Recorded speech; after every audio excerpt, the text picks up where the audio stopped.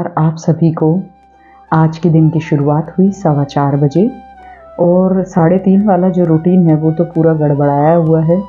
और 2 दिन से इतना काम था कि मैं आकर श्रीमद् भागवत गीता भी नहीं पढ़ रही थी।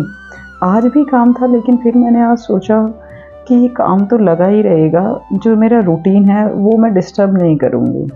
वो डिससेटिस्फेक्शन सा हो रहा था, तो फिर मैंने सोचा कि मैं श्रीमद् भागवत गीता पढ़ूँगी, काम होएगा, कोशिश करूँगी जितना भी निपट पाता है। बाकी नहीं होता तो नेक्स्ट डे होगा ऑब्वियसली, पर एटलीस्ट जो रूटीन है जो मुझे सेटिस्फाई करता है वो नहीं छोड़ूंगी मैं। तो आज आकर मैंने शाम को पढ़ी श्रीमद् भागवत गीता, जिसमें मैंने 4थे अध्याय का 3रा श्लोक आज पढ़ा। तो चलिए डिस्कस करते हैं कि आज मैंने इस श्लोक में क्या पढ़ा। अध्याय का 3रा श्लोक, इसको जानने से पहले हम देख लेते हैं पहले और दूसरे श्लोक में हमने क्या पढ़ा था। तो पहले श्लोक में भगवान ने बताया था कि ये जो कर्म योग का अविनाशी ज्ञान है, ये मैंने सबसे पहले सूर्य को कहा था। फिर सूर्य ने ये ज्ञान अपने पुत्र वैवस्वत मनु से कहा, मनु ने अपने पुत्र इक्ष्वाकु से कहा, और इस तरीके से ये परंपरा चलती आई। और इस कर्म योग को बहुत सारे राज ऋषियों ने जाना, समझा और इसको इम्प्लीमेंट किया। लेकिन बहुत समय बीत गया है, इस कारण ये जो कर्म योग है ये लगभग लुप्त होता जा रहा है या ख़त्म होता जा रहा है। तो अब 3रे श्लोक में भगवान अर्जुन को कहते हैं, तू मेरा भक्त है और मेरा प्रिय सखा भी है, इसीलिए यही पुरातन योग आज मैंने तुझसे कहा है, क्योंकि ये एक बहुत उत्तम रहस्य है।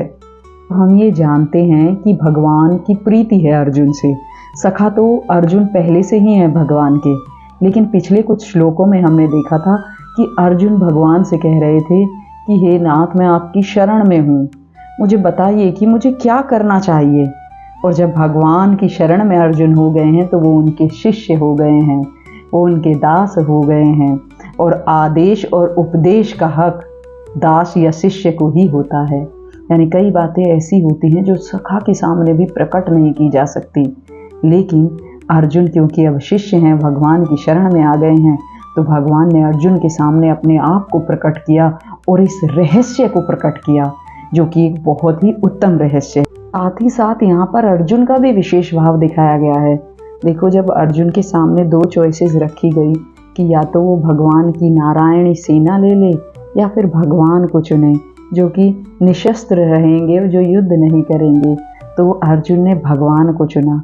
भगवान के प्रति उनका विशेष भाव है।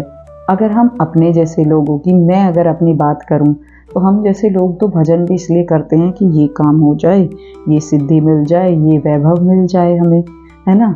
जब हम ये सारी चीज़ों को दृष्टि में रखकर भजन कर रहे हैं तो हो सकता है कि ये सारी चीज़ें मिल जाएं, पर भगवान नहीं मिलेंगे, तो यहाँ हमारा घाटा हो जाता है। अगर हम भगवान को अपनी दृष्टि में रखकर भजन कर पाएँ तो क्या होगा, ये जो वैभव, ये सारी चीज़ें, सिद्धि रिद्धि, ये तो भगवान के पीछे पीछे अपने आप ही चली आएंगी। तो इसीलिए हमें फ़ायदे का सौदा करना है, यानी भगवान को चाहना है। अर्जुन का ही एग्जाम्पल देखें तो अर्जुन ने वैभव को छोड़कर भगवान को चुना। देखो कितने सारे महान लोग थे ना महाभारत के युद्ध में, भीष्म, द्रोण, युधिष्ठिर, इन सब के रहते हुए भी गीता का जो महान दिव्य उपदेश है वो केवल अर्जुन को प्राप्त हुआ और बाद में राज्य भी प्राप्त हुआ। तो इस तरीके से अगर हम भगवान को अपनी दृष्टि में रख के भजन करेंगे ना, तो क्या होगा, ये वैभव, ये सारी चीज़ें जो हम मांग रहे हैं ना आज उनसे, वो खुद पे खुद चली आएंगी। इसी भाव के कारण भगवान अर्जुन के सामने अपना ईश्वर भाव प्रकट कर देते हैं। जो बात छिपा कर रखनी चाहिए वो बात प्रकट कर देते हैं। यही उत्तम रहस्य है, कर्म योग का रहस्य भगवान अर्जुन को बता रहे हैं कि जिन कर्मों से जीव बंधता है उन्हीं कर्मों से उसकी मुक्ति भी हो सकती है। यह रहस्य भगवान यहाँ बताते हैं कि चाहे कैसी भी परिस्थिति हो, अनुकूलता हो, प्रतिकूलता हो, मैं धनवान हूँ कि निर्धन हूँ, स्वास्थ्य अच्छा है कि बुरा है, किसी भी परिस्थिति में मैं कर्म योग का पालन करने के लिए स्वतंत्र हूँ।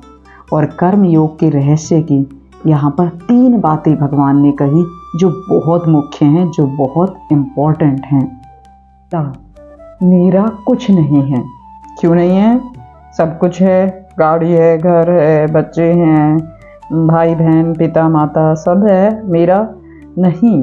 क्यों नहीं है? क्योंकि मेरा जो स्वरूप है वो अविनाशी है, और ये सारी की सारी जो चीज़ें मैंने कही ये नाशवान हैं।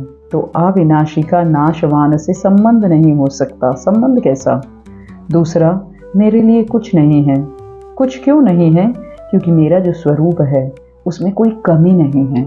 जब कोई कमी होती है तभी तो हमें कामना होती है, इसीलिए मेरे लिए कुछ नहीं चाहिए मुझे। और तीसरा, मुझे अपने लिए कुछ नहीं करना है, क्योंकि मैं उस परमात्मा का अंश हूँ।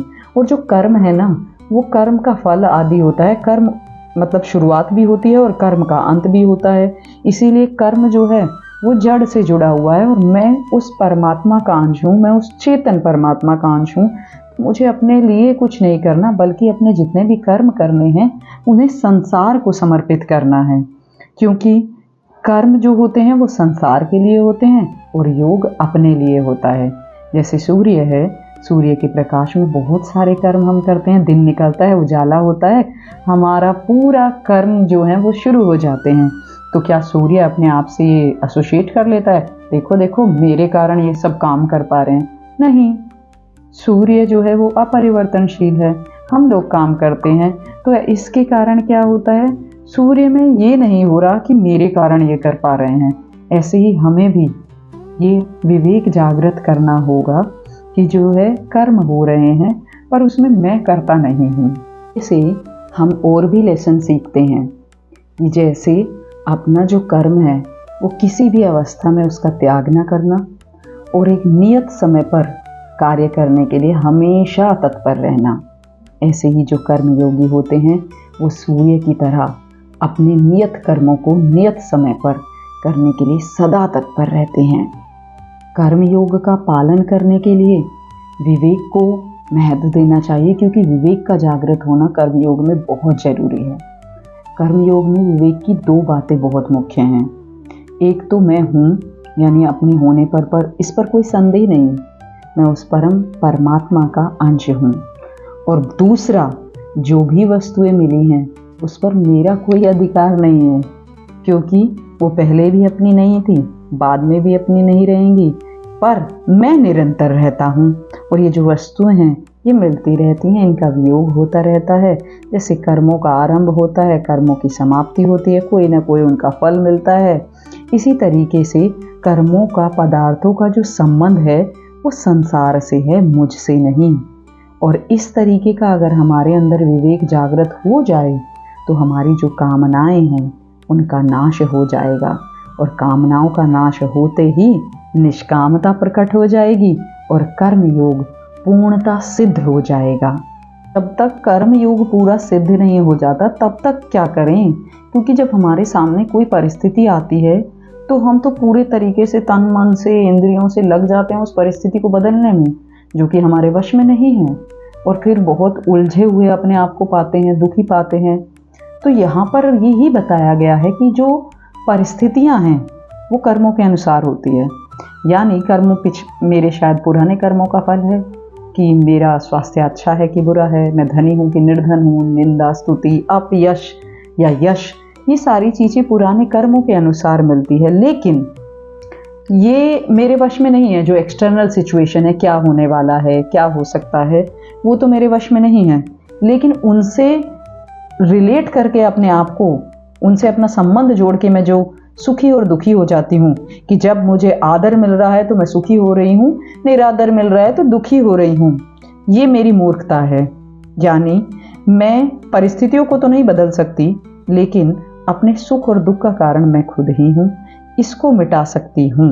अपनी मूर्खता जो है मेरी, ये परिस्थिति को बदलने में मैं जो कोशिश करने लग जाती हूँ, उसके बजाय मुझे क्या बदलने की कोशिश करनी है कि ये मेरी जो मनोस्थिति है उसको बदलने की कोशिश करनी है। मैंने जो अपने आप को एसोसिएटेड मान लिया है हर परिस्थिति से, उससे ऊपर उठना है। तो यहाँ पर इसका एक तरीका ये बताया गया है कि कैसे मैं ये कर पाऊँगी। एक तो परिस्थिति से संबंध नहीं जोड़ना, दूसरा जब अनुकूल परिस्थिति है तो उसका सदुपयोग करना है दूसरों की सेवा करके, और प्रतिकूल परिस्थिति में क्या करना है, सुख की इच्छा नहीं करनी, अपने आप धीरे धीरे संसार से, परिस्थितियों से संबंध जो है वो टूट जाएगा। तो अंत में अब हमने क्या सीखा कि जो कर्मों का फल है वो तो हमें मिलेगा ही। तो अब हम अपने जो नए कर्म करेंगे वो अच्छे कर्म करेंगे, हम ऐसे कर्म करें कि जिससे किसी को कष्ट ना पहुँचे, और कोई पाप कर्म ना करें हम। लेकिन जो पुराने हमसे कर्म हो चुके हैं, पुराने जो मैंने पाप किए हैं, उनका फल तो मुझे मिलेगा ही, और उसके कारण मेरे मन में भय, शोक, चिंता और ये सारी चीज़ें, ग्लानि, ये सब भी हो सकता है। क्योंकि यहाँ पर एक बहुत ही बढ़िया एग्जाम्पल दिया है कि मान लो मेरे पास एक गाय थी, मैंने वो बेच दी। जब तक वो नया स्थान, नए घर से परिचित नहीं हो जाएगी, वो बार बार अगर उसे खोल दिया जाए तो वो यहीं आएगी, मेरे घर पे ही। ऐसे ही अब हमने इस चीज़ को, हम जैसे ही प्रतिकूल परिस्थिति आती है हम डरते हैं, हम दुखी होते हैं, हम परेशान होते हैं, और हमने इसको इतना प्रैक्टिस किया है कि अब भी जैसे भी प्रतिकूल परिस्थिति आएगी ना, नेगेटिव सिचुएशन आएगी, तो हमारे साथ यही होगा, हम परेशान होंगे। लेकिन अब हमें एक दृढ़ निश्चय कर लेना है कि ये जो सारी परिस्थितियां हैं इनसे हमारा संबंध नहीं है। तो देखो, इनिशियली अगर आप ये मान लो मैंने दृढ़ निश्चय कर लिया और अब तो मैं बिल्कुल भय मुक्त, शोक मुक्त हो जाऊंगी, कोई दुख नहीं है जीवन में और बिल्कुल मैं तो ज्ञानी हो गई हूँ, तो ऐसा पॉसिबल नहीं है। ये हमें प्रैक्टिस करना पड़ेगा। यानी जब बार बार हमारे अंदर भय, शोक, चिंता आए तो हमें बार बार अपने आप को बताना पड़ेगा कि मेरा इनसे कोई संबंध नहीं है, और धीरे धीरे ये जो भय, शोक, चिंता है ये हमारे अंदर आना ही छोड़ देंगे। यानी हमें इस विवेक को जागृत करना है कि हमारा इस संसार से संबंध नहीं है।